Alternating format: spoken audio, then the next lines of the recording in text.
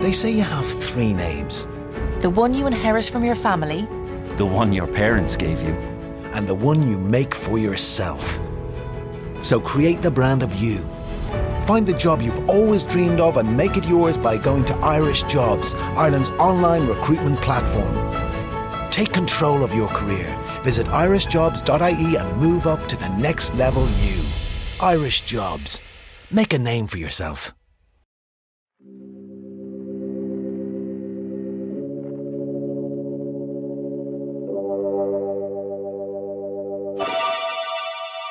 Lipton Tea and Lipton Soup present Inner Sanctum Mysteries.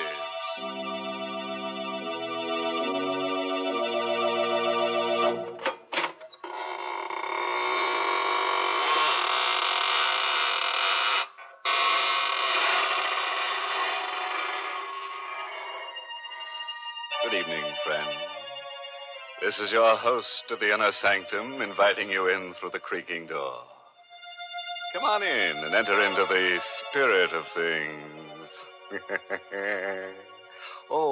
Don't pay any attention to those gurgling sounds you hear.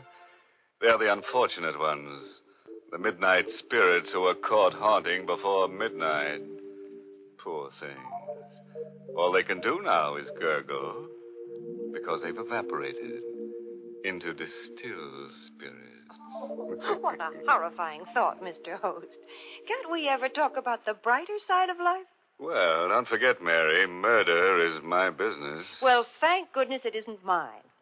And right now, I'd much prefer to talk with our Lipton listeners about something more conducive to happy spirits. I mean, a cup of hearty, piping hot Lipton tea.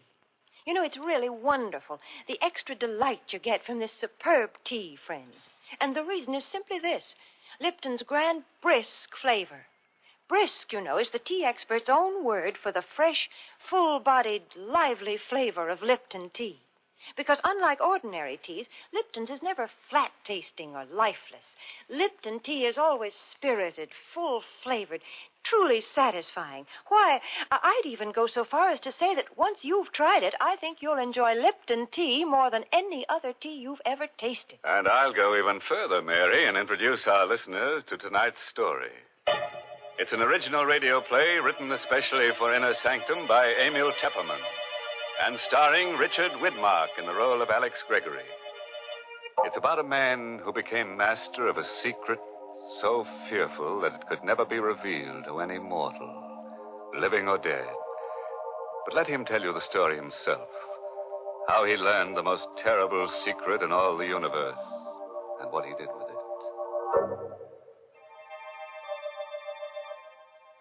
It was an evening in September, the 15th to be exact, when I first learned of the existence of elixir number 4. It happened at Professor Jarman's house just off the college campus. You've heard of Jarman, of course. He was to chemistry what Einstein is to physics. But it was his daughter, Elaine, that I was interested in that evening in September when I rang their bell. Oh, hello, Alex. Oh, gosh, is it that late? I'm not even dressed. Hi, sweet. Snap it up, will you? The last show starts at 8:30. Oh, it won't take me long. Wait for me in the library. I'll be ready in a jiffy. I knew my way around the house. I went into the library, and the first thing I noticed was that the door to Professor Jarman's private study was ajar. It had never happened before. The private study and the laboratory beyond were forbidden territory in the Jarman home. Not even Elaine was allowed in there. And now the door was open. I'd heard stories of Jarman's experiments with new and secret formulae. So here was a chance. A possible chance to find out what the old codger was working on. I couldn't resist. I pushed open the door and I stepped into the private study. I could hear Jarman in the lab talking to himself. Elaine had told me once that he always talked to himself in the lab. I stood quietly in the study, but I couldn't make out what he was saying in there. I looked around. The study was just a small cubbyhole with a chair, a bookcase, and a desk. And on the desk, I saw the open diary. A single sentence was written on the open page. I stepped closer. And then I got the first shock. For that sentence was written in Latin. My Latin was rusty, but I was able to decipher the words, Vitae secretum in elixir quartum perpetus habeo. In elixir number 4, I have the secret of perpetus life. Perpetus. That was the one word I couldn't seem to place. In elixir number 4, I have the secret of something. Life. I was puzzling over that word perpetus when suddenly the laboratory door was flung open. What are you doing at my desk? Oh, hello, Professor Jarman. I asked you, what are you doing at my desk? Well, the study door was open. I thought I'd see if you were in here. You were reading my diary. Oh, no, Professor. You saw the entry in my diary. Well, really, Professor, I assure you. Do you read Latin? Latin? Well, I don't understand. You're sure you don't understand Latin? No, I Here don't. I am, Alex. Ready and... What, is anything wrong? Elaine, I've told you time and again, no one is to be admitted to my study. Oh, I'm sorry, Dad. You must have left the door open. Oh, Alex, you shouldn't I'm have terribly sorry, Elaine. I found the door open, and I thought Professor Jarman was in here. I just wanted to say hello. All right. No harm done, as long as you can't read Latin. Now, get along, you two. I'm busy, but keep out of my study hereafter. I took Elaine to the movies, but I haven't the faintest recollection of what the picture was about. Through my mind kept running that Latin sentence, Vitae secretum in elixir quartum perpetus habeo. When I said goodnight to Elaine at her door after the show, I hurried home to my room and I got out an old Latin dictionary. I looked up the word perpetus. And then I got a strange, cold feeling down my spine. For the word perpetus meant perpetual. The Latin sentence which Jarman had written in his diary meant, in elixir number 4, I have the secret of perpetual life. Professor Jarman had discovered the secret of immortality. All the next day, I conducted my chemistry classes purely by instinct. I couldn't take my thoughts from elixir number 4. Every voice in the classroom seemed to sing the same refrain. Accomplished by adding to a dilute solution of H2SO4 a quantity immortality. Never to know the fear of death. To live on serenely. To watch the world change through the centuries. Never to die. It grew on me like a festering tumor, this terrific dream of immortality, everlasting life. I had to have elixir number 4.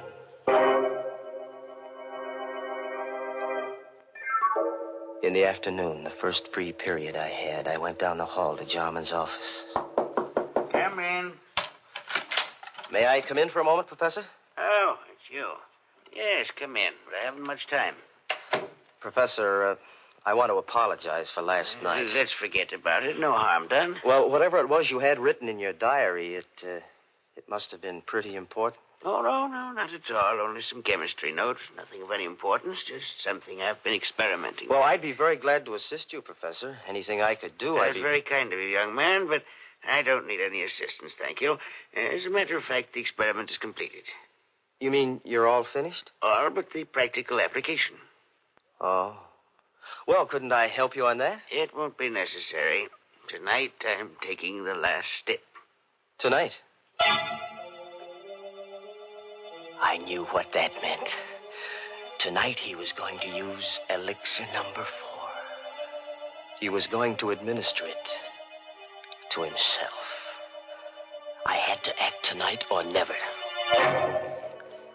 Jarman's keys were on his desk. I distracted his attention, and I managed to pick them up without his noticing. Then I hurried across town to a locksmith and had him make duplicates of Jarman's house key, his study key, and his laboratory key. Then I returned to the college, and I managed to replace the keys on Jarman's desk while he was out. Now, I was ready for an adventure into immortality.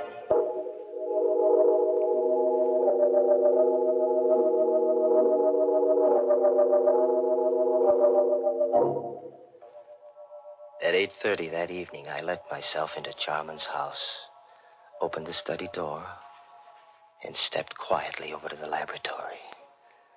I knew Elaine was at a sorority meeting.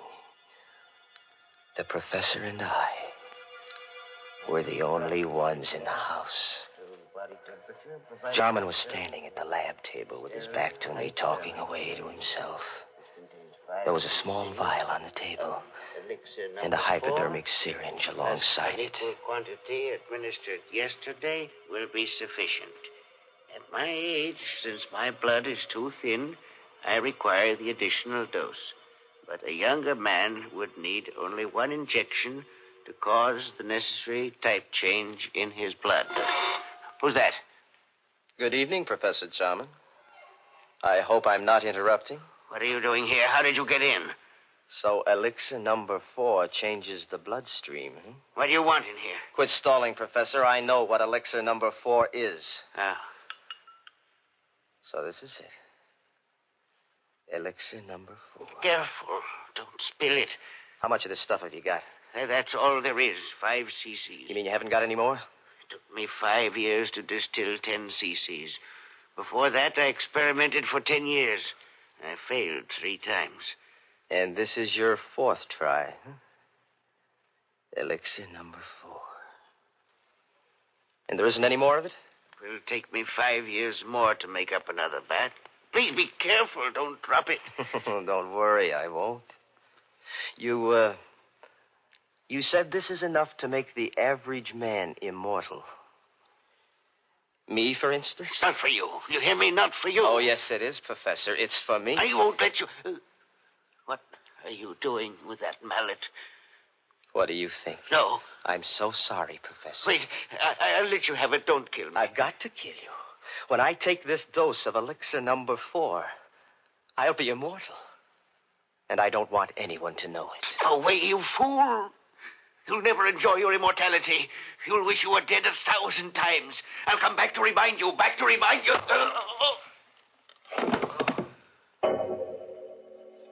I didn't hit him hard enough to kill him. That wasn't part of my plan. But when he lay unconscious on the floor, I searched among the chemicals until I found what I wanted. I mixed some chemicals in a test tube, and I watched the fumes forming. Then I held the test tube against Jarman's mouth, forcing the deadly gas into his lungs. When I was sure he was dead, I wiped the tube clean of my fingerprints and put it back in the rack. Then I picked up the vial of elixir number 4, the hypodermic syringe, and I hurried away, locking all the doors behind me. As soon as I got home, I filled the hypo with elixir number 4, and I gave myself the injection. Almost immediately, I felt a strange radiance pervading my body. A new strength was flowing in my blood. I was immortal. I couldn't die. I would go on living and living and living forever.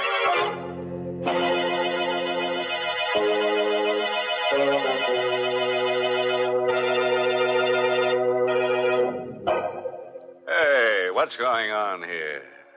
What's all this about living forever? If you ask me, it would be more of a curse than a blessing. Now, just suppose we all took a shot of this elixir number 4. Why, think of all the people who'd lose their jobs. Grave diggers and stone cutters and shroud makers and hearse drivers and... Oh, why, go on. You see what I mean. Why, everybody'd be out of a job. We'd all practically starve to death. Well, then, Mr. Host, maybe we can be glad that nobody has ever found the fountain of youth. You know, I think it's not a matter of trying to live forever. The important thing is to get more enjoyment out of every day. Mm-hmm. For instance, Mary. Well, for instance, one splendid way to get more enjoyment out of an otherwise dull day is to invite your friends in for tea. It's a delightful neighborly custom, made even more delightful when the tea you serve is Lipton's, because there's so much extra pleasure in Lipton tea. The party will seem more of a party. The conversation will be more sparkling, and your reputation as a thoughtful hostess will soar to the skies the moment your guests take their first sip of Lipton tea. For Lipton's wonderful brisk flavor makes it a favorite with everybody. So when friends drop in for tea, or the family gathers around the dinner table, serve them Lipton's, tea at its delicious best. And now let's get back to our story. We're all anxious to see what this fellow Alex does with his secret of perpetual life. Just imagine, a man with all that time on his hands. Time to kill. And kill. And kill. Immortality. I had it in my blood. I could feel it pulsing in my veins. The vitality, the power. I had to establish an alibi. Not that I expected to need an alibi. Jarman's death would surely look like an accident or suicide when his body was found in the laboratory in the morning. But I wasn't taking any chances on a murder charge. I had so much more to lose now. Wouldn't it be ironic if they were to execute me for murder? Me, an immortal.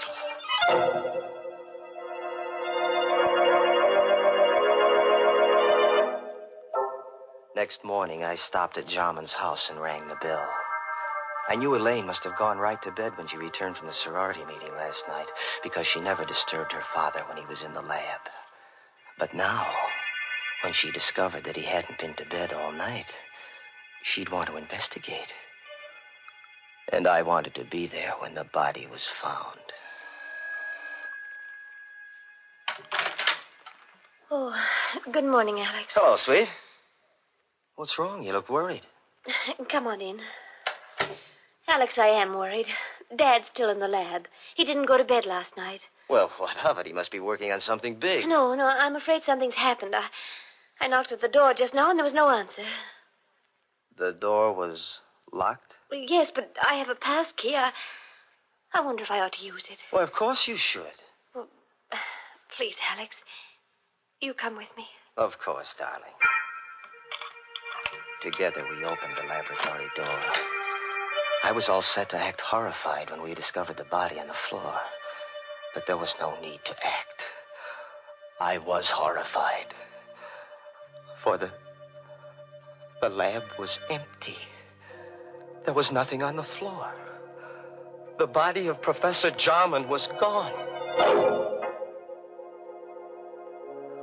I don't know for how many hours after that I walked the street, confused and frightened and uncomprehending.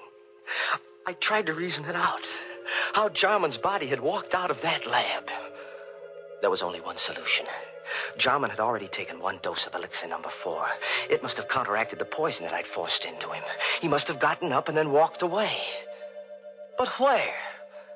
And why? I recalled what he'd said before I hit him with the mallet.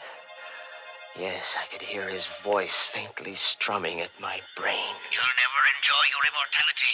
You'll wish you were dead 1,000 times. I'll come back to remind you.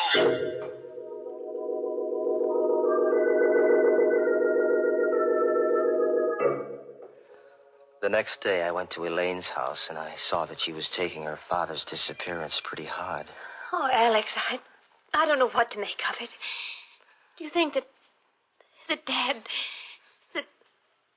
that he's... Now, take it easy, baby. Maybe he's just suffering from amnesia. Maybe he just walked out of the house. He might turn up tomorrow. I have a terrible feeling, Alex, that he's dead. What makes you think so? Oh, I don't know. Now, please, Elaine. That won't do you any good. Oh, but it's the uncertainty. If I only knew for sure. Alex. Do you believe in mediums?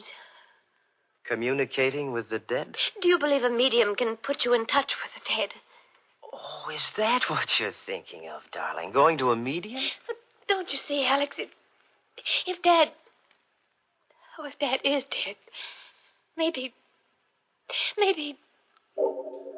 I was worried, too. I had to know if Jarman was dead or alive. I had to know before I could start enjoying life. Yes, that might be a good idea, Elaine. Can't hurt to try. There's a medium in town. Oh, I don't know what I want to do. let me think about it. Well, sure, darling.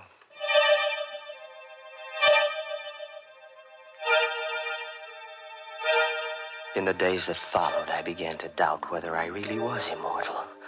Was elixir number 4 really the elixir of life? Was I really going to live forever? If there was only some way to prove it. Then I remembered what Jarman had said, that the elixir caused a change of blood type. Well, that'd be easy enough to check. Elaine was taking a medical course, so I asked her to test my blood on the pretext that I thought I had anemia. It won't hurt, Alex. Just the needle. Ouch. There, now I've got all the blood I need. Just sit here a minute while I make the test. Well, does it take long? Only a minute. Alex. She was excited. There was something different about my blood then. Alex. Alex, come here quick. What? Look. Oh, look, Alex. I can't be mistaken. Your blood.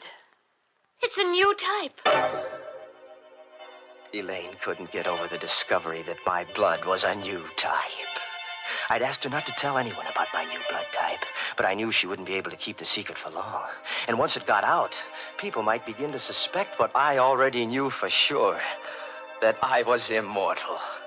Oh, I couldn't afford to have that known, because then everybody in the world would be envious of me. They'd hate me, too, because they'd know I could go on living long after they were dead.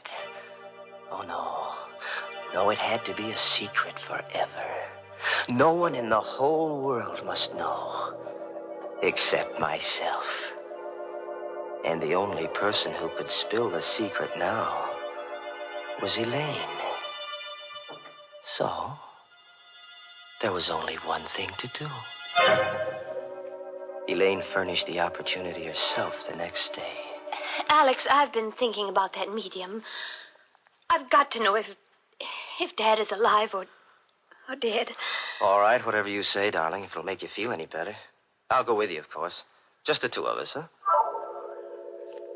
We made a date to go to the seance that evening, and I made my plans accordingly. I didn't intend that Elaine should leave the seance alive. We arrived at the medium's house promptly at 9 o'clock. The medium asked Elaine and me to sit close to each other. And then she put out the lights. Alex. It's all right, sweet. I'm right here. I'm right next to you. I'm frightened. Now, there's nothing to be frightened about, darling. I'm right here with you. But it's so dark. I can't see anything. I don't hear anything. Where's the medium? She's still here. She's right across the table. She's gone into her trance. Do you think she'll contact Dad's spirit? I don't know, darling. Wait and see. I timed myself carefully, waiting for the moment when the medium should be well into her trance. Then I took out of my pocket the hypodermic syringe. I held the plunger in my left hand while I gripped Elaine's arm with my right, my thumb over the artery. Alex, my arm, your fingers hurt. It's all right, sweet. Slowly, I brought the hypodermic needle up close to the artery. One bite of the needle, a single plunge of the plunger, and death would come almost instantaneously. And no one in the world could say that it hadn't been heart failure. But suddenly, just as I had the plunger ready, I heard something strange. A sound.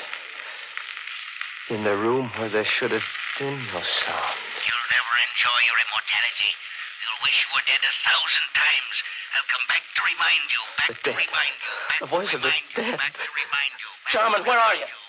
Jarman, stop. You're dead. You're dead, Jarman. You can't be talking. You're dead. I saw your dead body. I killed you myself.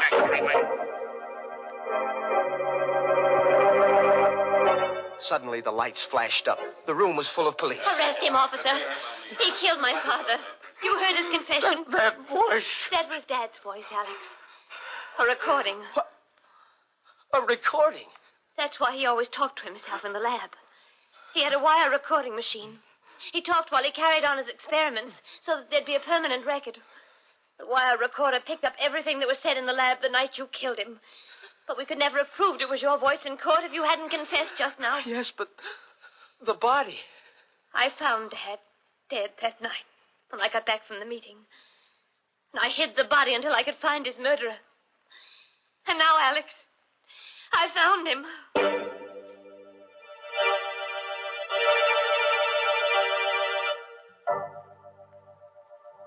All through the trial, Elaine sat and watched me. All the time the jury was out, she sat and watched me. And she watched me while they read the verdict of guilty. Her eyes never left me when I stood up to be sentenced and heard the judge say, Alex Gregory, it is the judgment of this court that you be confined to the penitentiary for the rest of your natural life.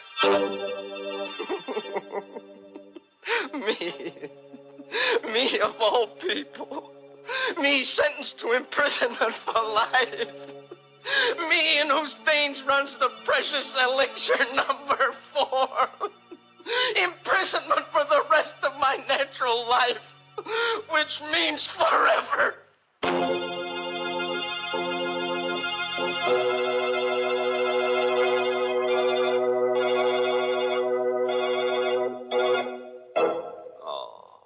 You know, I feel kind of sorry for Alex. He really got a tough break. Locked up in a cell for all eternity and no way out. Yes, looks like they'll have to build a new jail around him every 1,000 years or so. Of course, there's one way out for him. He could let his beard grow for a couple of centuries, and when it gets long enough, he could hang himself. Oh, imagine such a thing, Mr. Host. Yes, it would be sort of breathtaking, wouldn't it, Mary? Poor Alex. He probably had many good impulses in his lifetime. As the trouble is, he didn't follow them. Well, Mr. Host, I'm afraid that's something we all do every now and then. For instance, perhaps some of you Inner Sanctum fans have promised yourselves the pleasure of trying Lipton tea, but somehow just haven't gotten around to it. Or maybe you've just forgotten it when you're writing out your grocery list. Well, this time, make sure. Add Lipton tea to your grocery list right now. For until you do try it, you're missing a real treat. Why not start enjoying lively, full-bodied Lipton tea beginning tomorrow?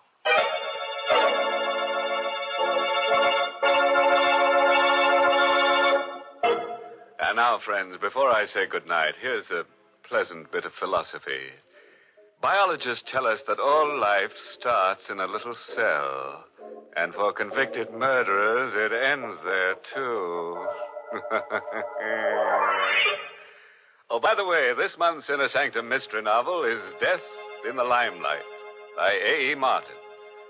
And next week's Inner Sanctum story, brought to you by the makers of Lipton Tea and Lipton Soup, and directed by Hyman Brown. Next week's story is called You'll Never Escape. So, if you feel in a capturing mood, join us next Tuesday. Until then, good night. Pleasant dreams.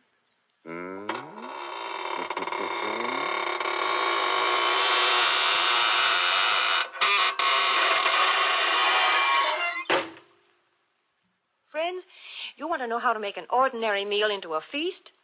Start it right. Start it bright with tempting, heartwarming Lipton's Noodle Soup. Lipton's Noodle Soup is ready to serve in a jiffy, and what a treat it is. Lots of tender, golden noodles and a world of real chickeny flavor that makes it taste homemade.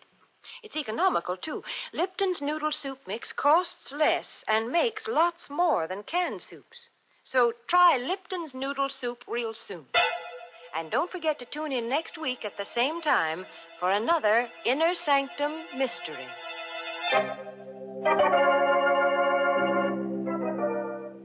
This is CBS, the Columbia Broadcasting System.